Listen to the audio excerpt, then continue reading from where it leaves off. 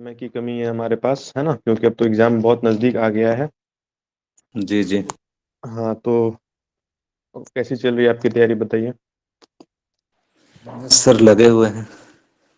बहुत अच्छी बात है, लगे रहिए, तैयारी करते रहिए। तो आज कल कल जो हाँ। सुबह और रात में जो क्लास हुआ था तो सर को बोले थे कि जो हम्म, क्वेश्चन आंसर है उसको आप ग्रुप में डाल दीजिए। तो बोले थे कि डाल देंगे, कल भी बोले थे, आज भी बोले, लेकिन आया नहीं ग्रुप में। क्या नहीं आया? Question answer? हाँ, पेपर सेकंड का, पेपर फर्स्ट का चल रहा था। 100 क्वेश्चन हाँ। उसमें, फिर 50 क्वेश्चन इसमें, तो उसका तो उसमें आंसर वगैरह भी था, कुछ कुछ और दिया हुआ था, तो कम से कम उस लेवल से देख भी लेते क्वेश्चन को एक बार। तो पवन सर से आप सुबह कौन कौन से सर ने क्लास ली थी आपकी? सर नाम तो नहीं पूछे हैं। सर प्रशांत सर ने ली थी। अच्छा, प्रशांत जी ने ली थी। हाँ। अच्छा, अब वो अभी क्या कहते आज हैं? सर वो बिजी होंगे, वो उनकी भी एग्जाम की तैयारी शायद भूल हाँ गए होंगे। हाँ हाँ, वो उनका क्या है कि जो दूसरे सर हैं पवन जी हैं, उनका वो पीएचडी खुद कर रहे हैं स्कूल कॉलेज से। तो उनको भी समय कम मिलता है, मैं भी थोड़ा व्यस्त रहता हूँ, तो मैं पूरा कोशिश करता हूँ कि आप लोगों को क्लास जितना दे सकूँ, जितनी मदद कर सकूँ उतना करूँ। तो इस वजह से थोड़ी सी वो, इसके लिए जैसे माफी सर चाहता हूँ। लास्ट ईयर का सर क्वेश्चन करवा रहे थे हम्म कल। जो लास्ट ईयर जो था, उसमें जो हम्म। क्वेश्चन आया हुआ था वही क्वेश्चन था, तो कम से कम एक नज़र उसको देख लेते, इसलिए सर से हमने कहा था नहीं नहीं कि नहीं, सर कम अच्छी से कम इसको अरे डाल दीजिए ग्रुप में।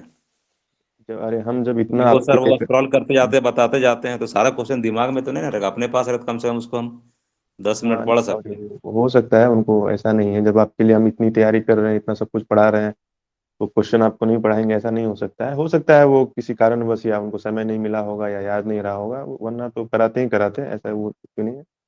चलिए, अब तो समय कम है, जितना भी आपको जो भी हमने पढ़ाया है, जितना आपने पढ़ा है, तो ये शायद आज एग्जाम, आज या हो सकता है कल हमारी अंतिम क्लास हो एग्जाम के, क्योंकि मंडे को क्लास मैं नहीं लूंगा। मंडे को शिवरात्रि को है, क्या बोलते हैं, 21 को तो आप लोगों का एग्जाम ही है, तो मंडे को क्लास नहीं होगी।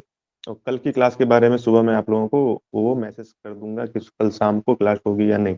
ठीक है? उसकी एग्जाम के बाद जब क्लास दोबारा प्रारंभ होगी, उसका आप लोगों को मैसेज में, जो ग्रुप में आप सब लोग जुड़े हो, तो दोबारा कब क्लास प्रारंभ होगी उसका डेट टाइमिंग सब आप लोगों को पता चल जाएगा, तो फिर हम लोग दोबारा से क्लास प्रारंभ करेंगे। ये बातें मैं आपको इसलिए बता रहा हूँ क्योंकि आज बहुत कम लोग जुड़े हैं, ज्यादा लोग जुड़े होते तो ये जानकारी सबको मिल जाती। कोई बात नहीं, फिर भी मैं ग्रुप पे ये जानकारी शेयर कर दूंगा।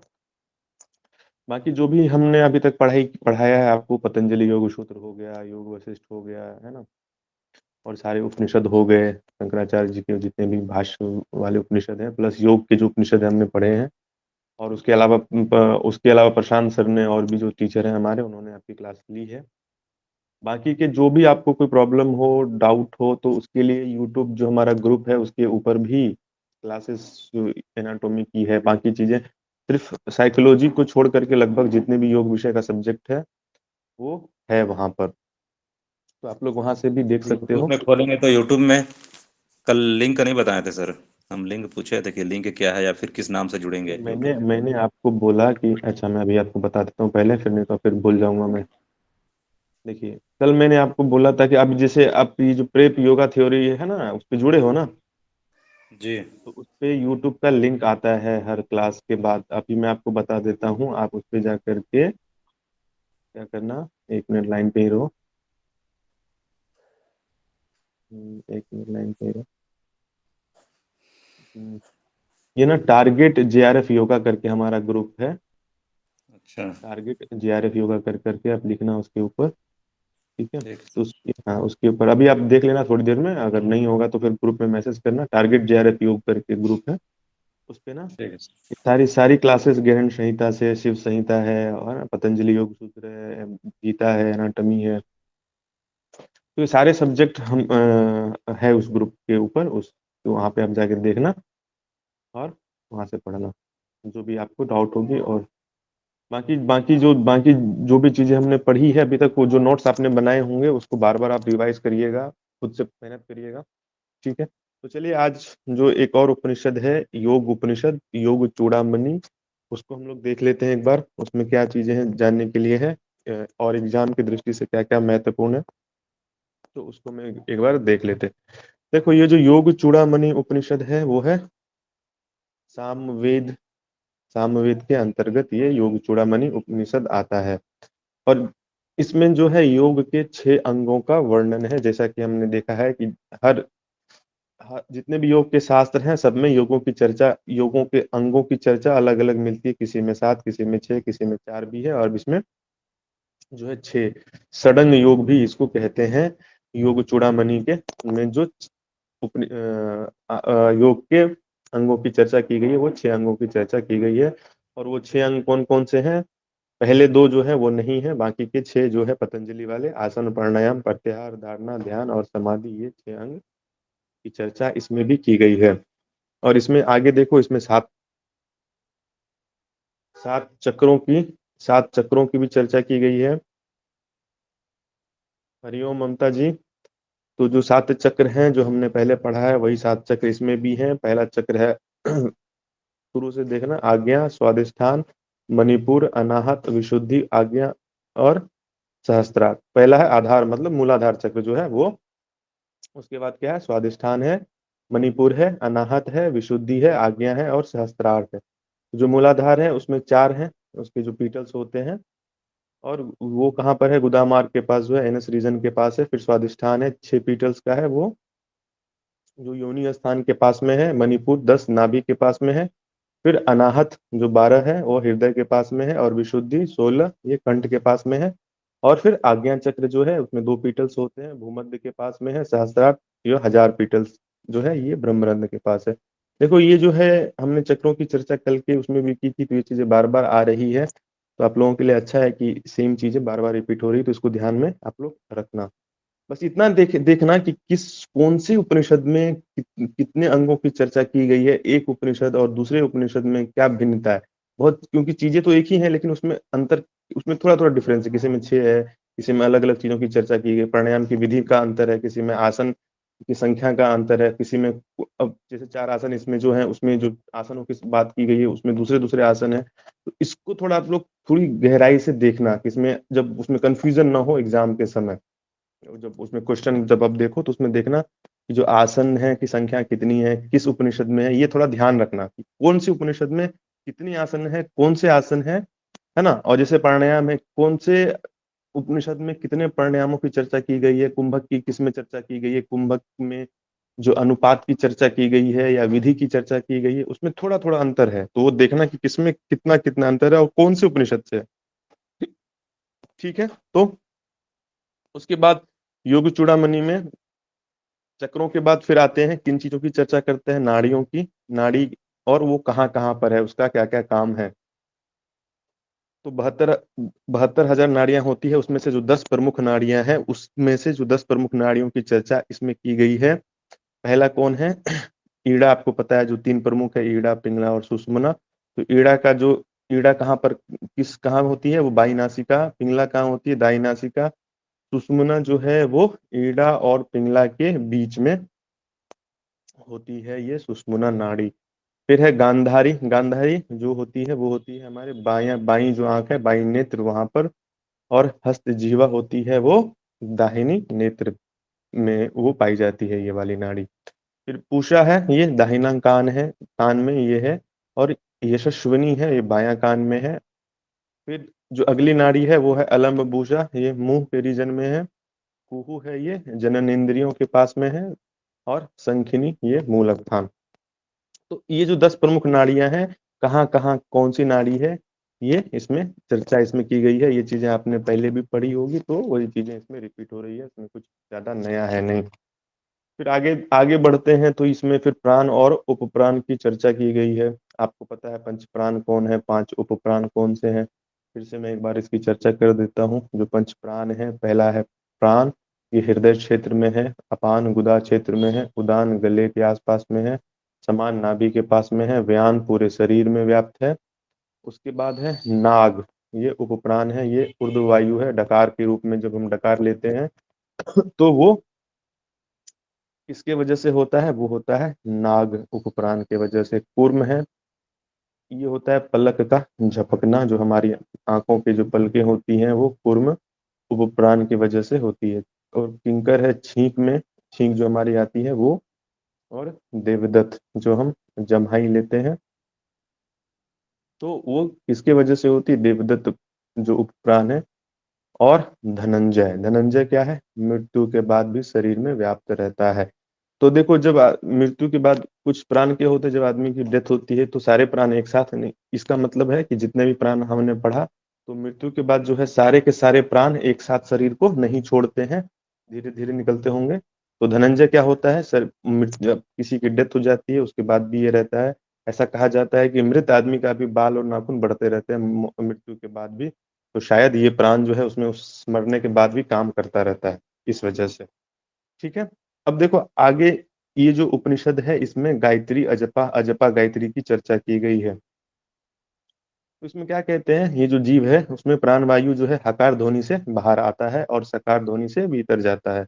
और इस प्रकार जो है मंत्र का, क्योंकि सांस जो है हमेशा चलती रहती है, तो कहते हैं हकार ध्वनि से सांस बाहर जाती है और सकार ध्वनि से भीतर आती है। तो दिन रात मिला करके जो है कितना, तो 20,600 बार, 21,600 बार जो है वो, 21,600 बार जो है वो सांस एक दिन में करता है। तो इसको हम क्या कहते हैं, अजपा। अजपा का मतलब क्या होता है कि जिसको हम कर नहीं रहे हैं, हो रहा है। अजपा अपने आप हो रहा है। तो सांस को हम नहीं ले रहे हैं, सांस क्या हो रहा है, अपने आप जो है वो आ रहा है जा रहा है, तो इसको हम अजपा गायत्री के कहा जाता है। ठीक है। अगर मानो कि ये सवाल आया कि अजपा गायत्री की चर्चा कौन से उपनिषद में की गई है, तो क्या उत्तर होगा? योग चूड़ामणि उपनिषद के में जो है वो अजपा गायत्री की चर्चा की गई है। तो क्या कहते हैं कि जो योगी के लिए ये जो अजपा गायत्री है, ये जो अजपा गायत्री है उसका फल बता रहे हैं कि जो अजपा गायत्री जो है मोक्ष प्रदायक है। इसके संकल्प मात्र से सारे पापों से छुटकारा मिल जाता है। और इसके समान ना कोई विद्या है, इसके समान ना कोई ज्ञान है, और इसके समान इसके बाद क्या होता है, सारे भूत भविष्य का ज्ञान आपको हो जाएगा। और कुंडलिनी में अपान कुंडलिनी में उत्पन्न हुई यह गायत्री जो है प्राण धारणी, प्राण विद्या और महाविद्या है। जो इसको जानता है वही उसी को वेदज्ञ कहा गया है। इस उपनिषद के हिसाब से जो जो जो गायत्री है उसको प्राण धारिणी, प्राण विद्या, महाविद्या, अगर मानो कि ये सवाल आया कि गायत्री को प्राण धारणी, प्राण विद्या, महाविद्या किस उपनिषद में कहा गया है, तो ये योग चूड़ामणि में कहा गया।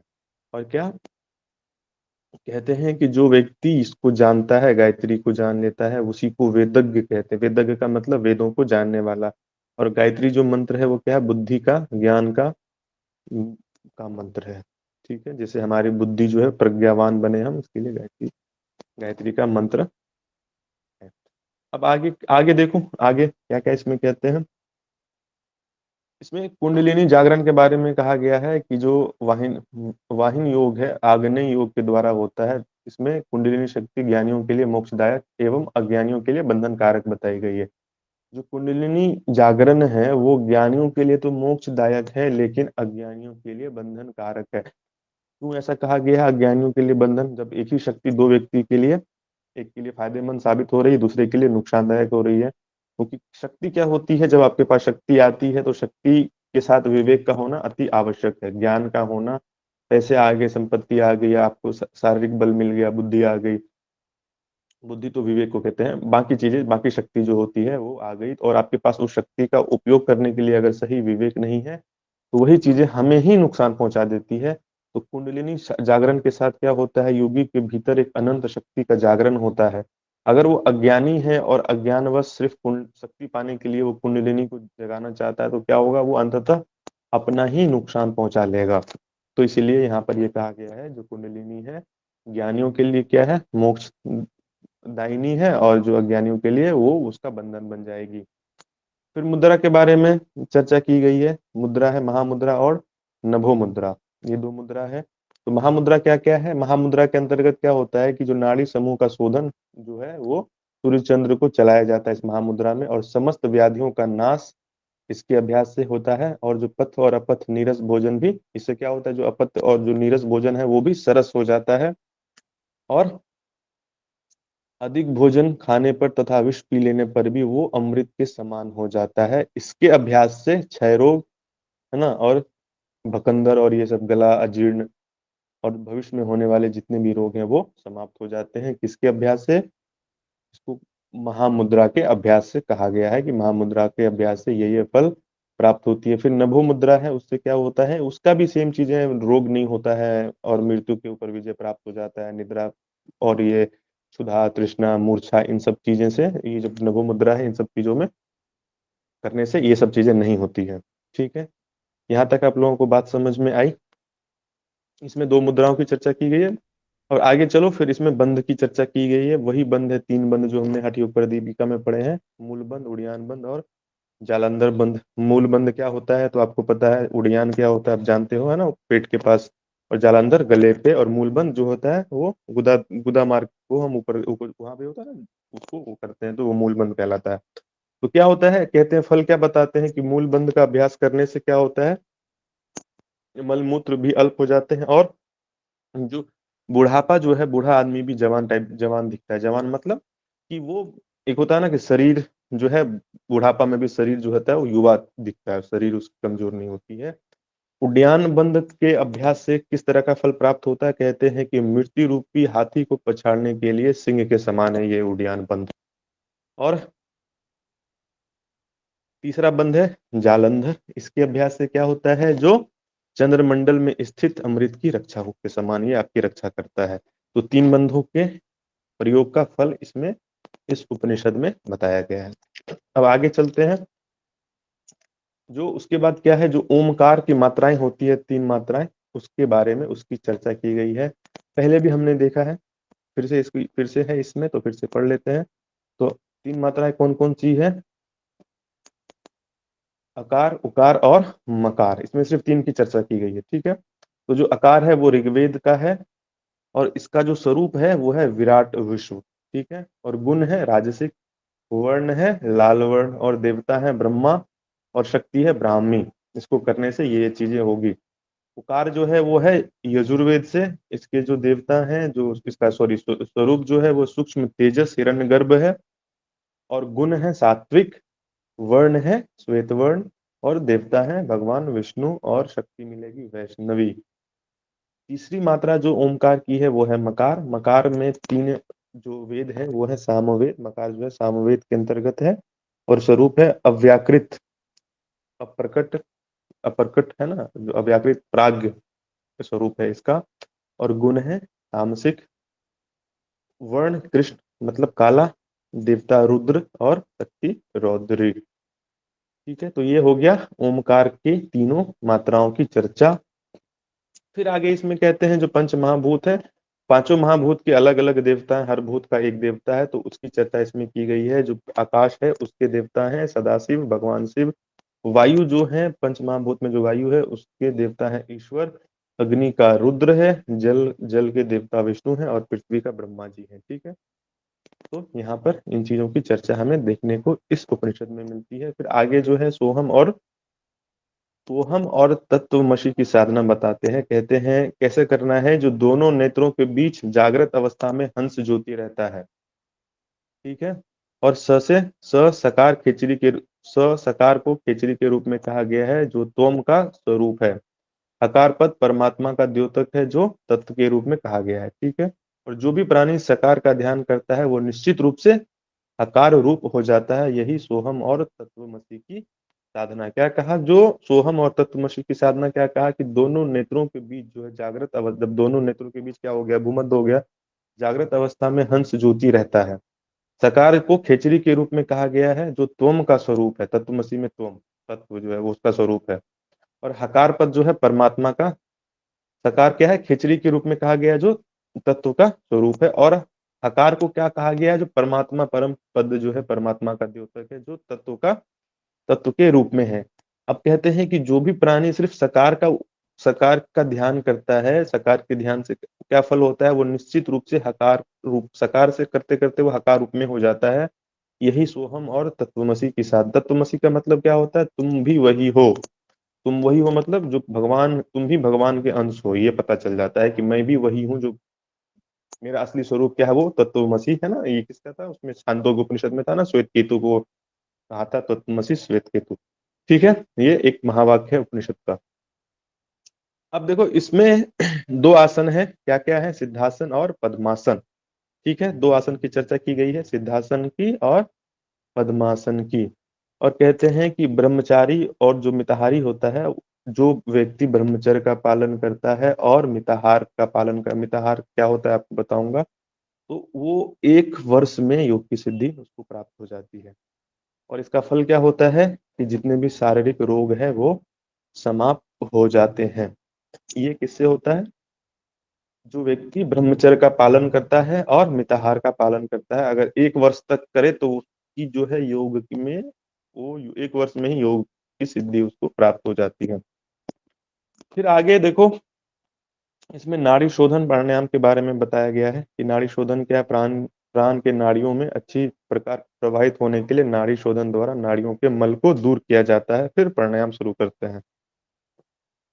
नाड़ी शोधन नाम से ही हमें ये बात प्रतीत हो रही है कि नाड़ी की शोधन, यानी नाड़ी में जो गंदगी है, नाड़ी के जो मल है, उसको दूर करने का ये नाड़ी शोधन प्राणायाम है। तो क्या कहते हैं कि बाकी के प्राणायाम करने से पहले हमें क्या करना है, प्राण जो नाड़ियों में, प्राण जो हमारे नाड़ियों के द्वारा बहते हैं, तो पहले क्या करना है, प्राणायाम के द्वारा उस नाड़ी की शुद्धि हमें करनी है, नाड़ी शोधन प्राणायाम के द्वारा। फिर नाड़ी शोधन में क्या है, सूर्य नाड़ी से श्वास लेते समय चंद्र का ध्यान करें। इस प्रकार कुंभक के साथ अभ्यास करने से मास में ही नाड़ी शोधन हो जाता है। नाड़ी शोधन प्राणायाम का फल क्या होता है कि वायु को यथेष्ट धारण करने की, जब तक चाहो तब तक प्राण को अपने भीतर धारण करने की क्षमता आपको प्राप्त होगी। आरोग्य लाभ होगा। जो पेट की अग्नि होती है, जठर अग्नि, वो बढ़ जाएगी, प्रबल होगी। और दिव्य नाद आपको सुनाई देंगे। और सभी प्रकार के नाड़ी चक्र के शुद्ध हो जाने पर योगी को प्राणों का निरोध करने में समर्थ हो जाता है। यहाँ तक इसमें चर्चा की गई है। प्राणायाम नाड़ी शोधन को करने से ये फल प्राप्त होगा। आगे कहते हैं जो प्राणायाम की विधि, बाकी जो प्राणायाम करेंगे उसकी कैसे किस विधि से करेंगे। अभी तो इसमें नाड़ी शोधन के बारे में बताया कैसे करना है। अब जो है आगे जो दूसरे प्राणायाम है उसके बारे में क्या कहते हैं बाकी में, कि पद्मासन लगाकर हाथों को ऊपर नीचे रखकर पहले पद्मासन में बैठना है। फिर जो क्या करना है, सिर, हाथों को दोनों को गोदी में, जैसे गोद में लेके फिर ऐसे बैठा ध्यान में, पद्मासन जो है। फिर क्या करना है, सिर को नीचा करके, जो जलांधर बंद कैसे लगाते हो, है ना, कि जो अपने शिन है, जो ठोडी है, उसको कंठ के पास जो है वहां पे लगाते हैं, तो वो उसको क्या कहते हैं, जलांधर बंद कहते हैं। और वो जलांधर बंद करने के बाद, इसके बाद ब्रह्म में ध्यान को एकाग्र करके बार बार श्वास को भीतर खींचे और बाहर निकालें। प्राण वायु को अंदर ले जाए, अपान वायु को ऊपर ले आए। इस प्रकार प्राणायाम करने से मनुष्य को क्या होता है, बहुत अतुल्य, मतलब जिसकी तुलना नहीं की जा सकती है, उतनी शक्ति की उसको अनुभूति होती है, मतलब प्राप्त होती है प्राणायाम के अभ्यास से। फिर वही बात इसमें भी कही गई है कि जब आप प्राणायाम करोगे तो जो पसीना निकलेगा प्राणायाम करते समय, उसको जो है अपने शरीर में ही मल लेना है। इसमें देखो अनुपात बता रहे हैं कि ये प्राणायाम किस अनुपात में होना चाहिए। इसमें इसे उस पे लिखा हुआ है 12-16-10, है ना, क्या है 12-16-10। इसमें इस हिसाब से फिर आगे बढ़ाते बढ़ाते देखो 24-32-20 है। फिर तो पहले क्या है 12-16-10 में आपको पसीना आएगा। फिर ऊपर जाओगे और थोड़ा जब प्राणायाम की और बढ़ाओगे प्राणायाम, तो शरीर में कंपन होगा। और मात्रा बढ़ाओगे तो क्या होगा, जो है शरीर आपका ऊपर उठने लगेगा। तो इसमें क्या है कि जो साधक की कोटि, इसमें क्या होता है, जो पहले नंबर का साधक होता है तो पहले वाला प्राणायाम उसको कहते हैं, जो 12-16-10 में है उसको कहते हैं सामान्य कोटि का साधक। जब कोई साधक 24-32-20 में आ जाता है तो उसको 24 मात्रा में, तो उसको कहते हैं 12 मात्रा वाले को सामान्य साधक, 24 मात्रा वाले को मध्यम कोटि के साधक, और जो 36 मात्रा में करता है उसको कहते हैं उत्तम कोटि के साधक। 36 मात्रा में शरीर जो है वो जमीन से ऊपर उठने लगता है। ठीक है। तो इससे क्या होता है, इसका फल क्या होता है कि संसार समुद्र से, जो संसार के एक समुद्र से मुक्ति के लिए यह प्राणायाम महासेतु है। महासेतु का मतलब क्या होता है, जो समुद्र के ऊपर सेतु, जैसे राम भगवान ने बनाया था ना लंका जाने के लिए, तो कहते हैं ये संसार भी उसी तरह बहुत बड़ा समुद्र है। और ये जो प्राणायाम है, जो हम अभी जिसकी चर्चा इसमें की गई है, वो इस संसार रूपी सागर से पार करने के लिए महासेतु है ये। और इससे क्या होता है, जो मुक्ति मुक्ति मिलती है और सभी प्रकार के रोगों से तथा नाद योग की सिद्धि होती है प्राणायाम के अभ्यास से। और विधिवत प्राणायाम के अभ्यास से रोगों से मुक्ति, तथा प्राणायाम न करने से क्या होता है, वायु विकृत हो जाती है और अलग अलग अलग प्रकार के रोग, खांसी, ये सब जो है आँख कान नाक की पीड़ा आदि उत्पन्न हो जाता है। क्यों होता है, देखो ये सारी चीजें जो हमारे शरीर में जितने भी क्रियाकलाप होते हैं शरीर के, वो तो सब प्राण ही करते हैं ना। प्राण के पंच प्राण का फिर उपान है, उपप्राण है, तो वो सब क्या है, सबका कुछ ना कुछ काम है। तो अगर जब कोई प्राण हमारे शरीर में ठीक ठीक से नहीं बहेगा, आपने देखा होगा ये एक्यूपंक्चर वगैरह जो होते हैं जापान में, जो ये क्या प्राण चिकित्सा आपने पढ़ा होगा, प्राणिक हीलिंग पढ़ा होगा, क्या होता है जब हमारे शरीर के किसी अंग में प्राणिक फ्लो जो प्राण जो बहता है, अगर उसमें कुछ दिक्कत आती है, कुछ गड़बड़ी होती है, तो क्यों होती है? क्योंकि उस शरीर के उस अंग में वो प्राण जो उपप्राण हो या कोई प्राण हो, पंच प्राण या उपप्राण, वो अगर ठीक से काम नहीं कर रहा है, तो वो अंग जो है हमारा ठीक से काम, वो फिर ठीक से काम नहीं कर पाता है।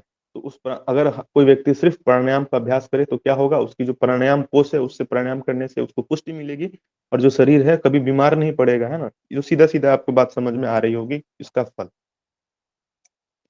और फिर क्या कहते हैं कि जिस प्रकार हिंसक पशु को धीरे धीरे वश में किया जाता है, कोई हिंसक पशु है, कोई जानवर है, कोई शेर है, कोई घोड़ा आप अब लेके आए हो, तो एक ही दिन में तो ट्रेंड नहीं कर दोगे घोड़े को, उसके साथ समय लगेगा। तो उसी तरह जो प्राणायाम है उसका भी हमें धीरे धीरे अभ्यास करना है, एक ही दिन में नहीं पूरा प्राणायाम, जो प्राणायाम की सिद्धि आप कर लोगे, तो धीरे धीरे करना है, और धीरे धीरे प्राणायाम को करते करते और दूसरी मात्रा बढ़ानी है, और उससे क्या होगा, वायु प्राणायाम के ऊपर आपको वश में हो जाएगी, वायु वश में हो जाएगी।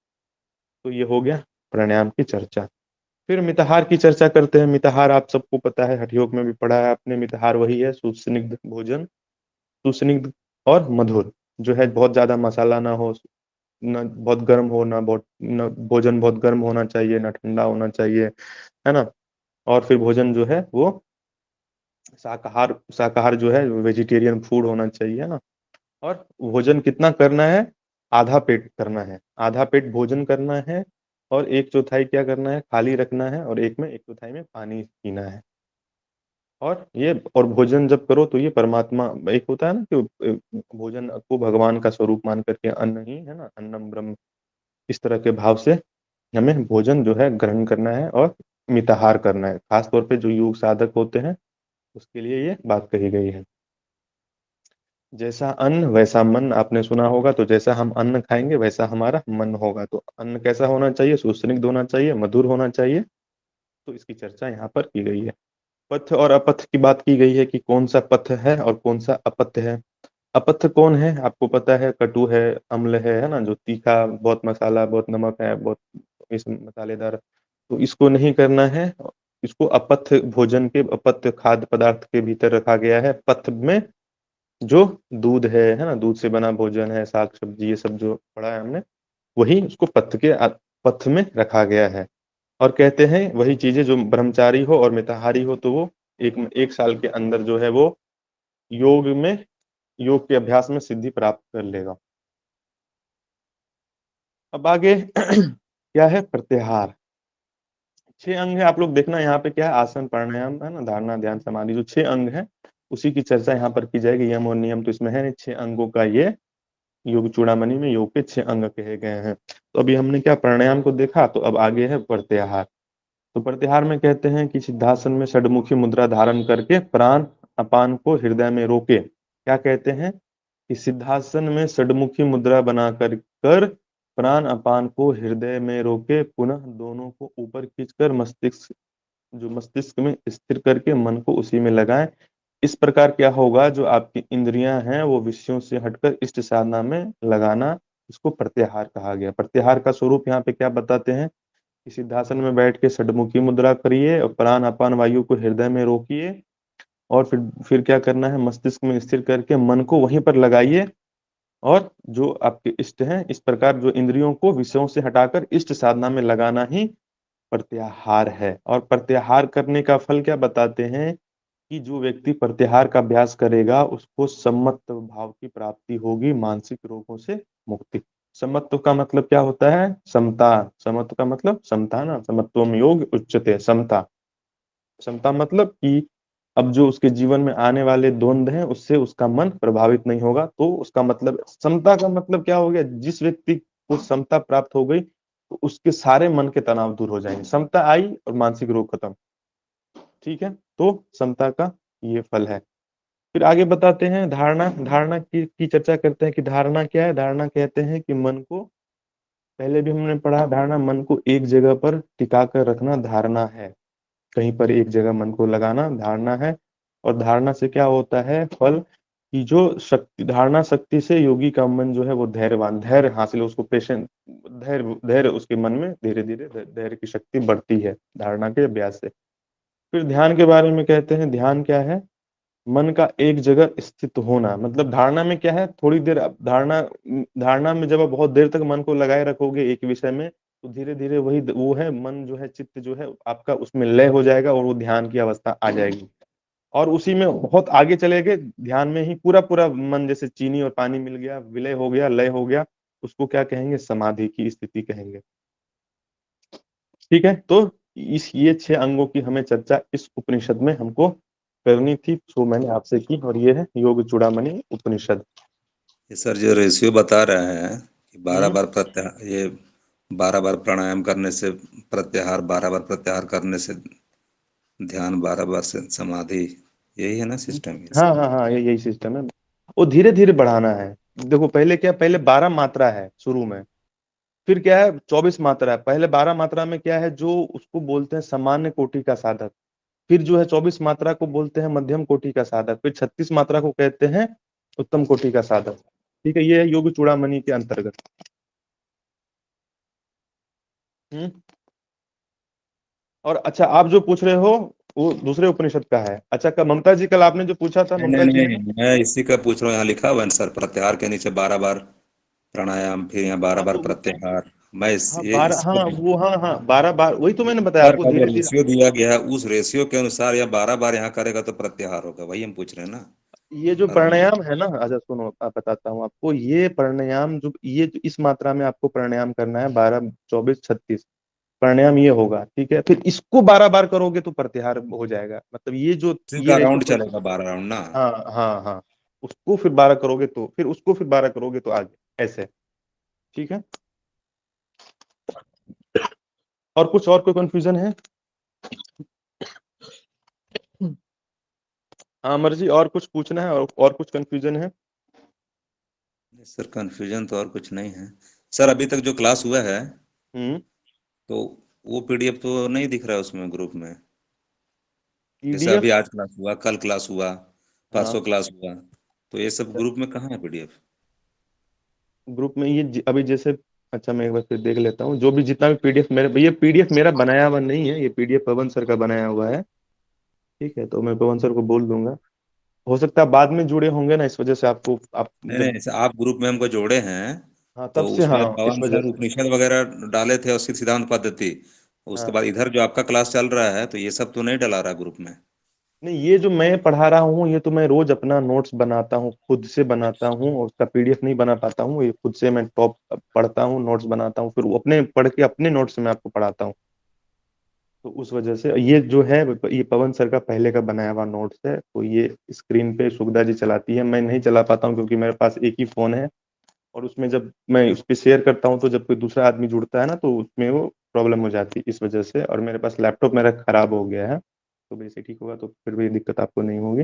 बाकी के जो नोट्स हैं वो अभी मैं बोलूंगा, बाकी जो मेरे पास जो नोट्स होंगे ना पवन सर के, वो आप पवन सर को बोल दूंगा, वो ग्रुप में आपको ये नोट्स सारे के सारे भेज देंगे। तो सर ठीक है। अभी तक जितना उपनिषद पढ़ाया हुआ है, हम्म। पतंजलि उसने पढ़ाया हुआ है, तो सारा पीडीएफ वगैरह से पढ़ाया हुआ है, तो इसमें क्या है कि एक हम्म। नज़र में देखने में तुरंत दिमाग में हाँ बैठ नहीं, जाए। बात आपकी ठीक है, बात आपकी सही है। वो देखने से आपको क्या, वो रिवाइज कर, नोट से रिवाइज करने में आसानी तो होती ही है, वो तो मैंने, ठीक है, वो भी मिल जाएगा आपको, वो भेज दिया जाएगा। ठीक है, और बाकी आप खुद से भी तैयारी करिए, अब तो समय कम है। अब देखो, जितना भी आपके पास जो भी मटेरियल है, उसी को बार बार रिवाइज करो, बार बार रिवाइज करते रहो आप लोग। ठीक है, और फिर कल जो है हमारी अंतिम क्लास होगी। अंतिम इन द सेंस कि कल की क्लास के बाद, आपको एग्जाम के बाद आपको मैं मैसेज करूंगा, ग्रुप में शेयर करूंगा कि अगली क्लास कब होगी। तो अब जब क्लास होगी ना, तो हमने जो पीछे पढ़ा है उसको एक बार रिवाइज कर लेंगे, और फिर जो नेक्स्ट बाकी की जो जैसे साइकोलॉजी है या एनाटॉमी है और सट दर्शन है, उसके ऊपर भी करना है। फिर बाकी के जो है ना मॉडर्न टाइम्स में, जैसे बिहार स्कूल ऑफ योगा के बारे में चर्चा करनी है, महर्षि महेश योगी के बारे में बताना है ना, और महर्षि अरविंदो के बारे में, विवेकानंद। तो अच्छा खासा सिलेबस हमारा अभी भी बाकी है। गीता के ऊपर तो पवन सर क्लास ले ही रहे हैं, तो इन सब की भी चर्चा, इन सब की भी हम वो क्लास करेंगे।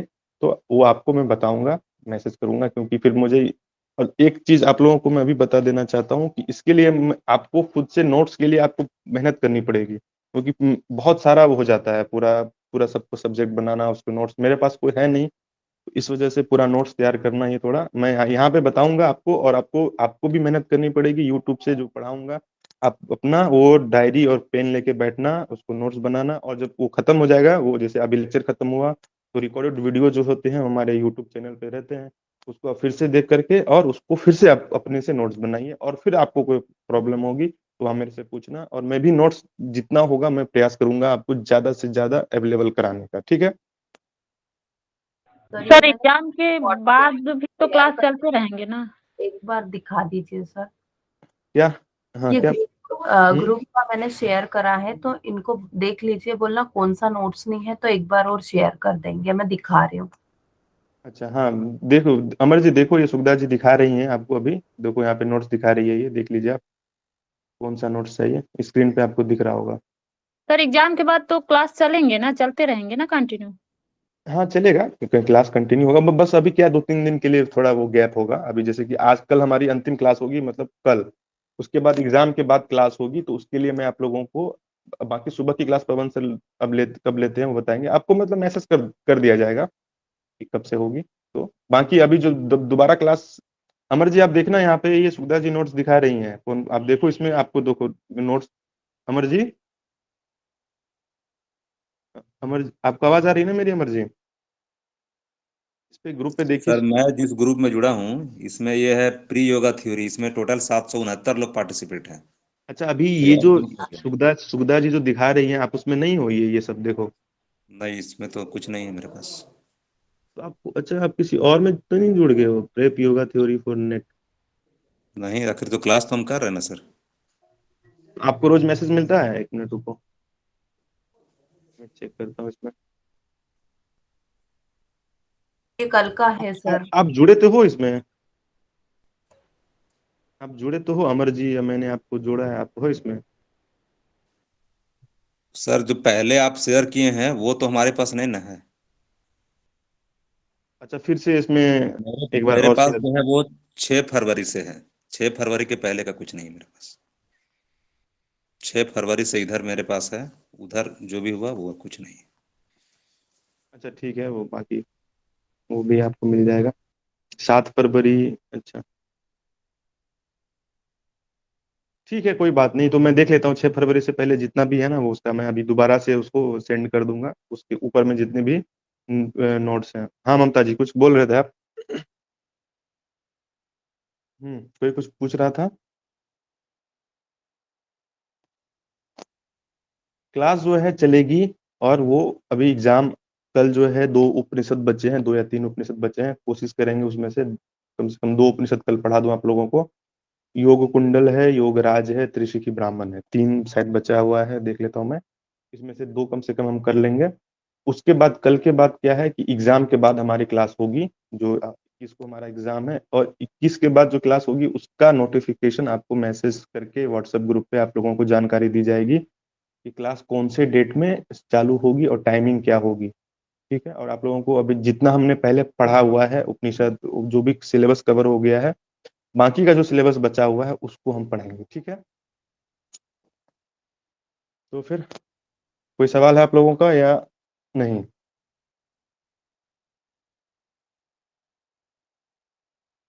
तो चलो फिर कल मिलते हैं इसी समय। आप लोगों का बहुत बहुत धन्यवाद आज की क्लास में जुड़ने के लिए, कल इसी समय, और मैं एक कल लास्ट क्लास है तो थोड़ा आप लोग जल्दी जुड़िएगा समय से, तो दिक्कत नहीं होगी, ठीक है। चलो फिर आप लोगों का धन्यवाद आज की क्लास में जुड़ने के लिए, कल मिलेंगे आप लोगों से। ये अमर जी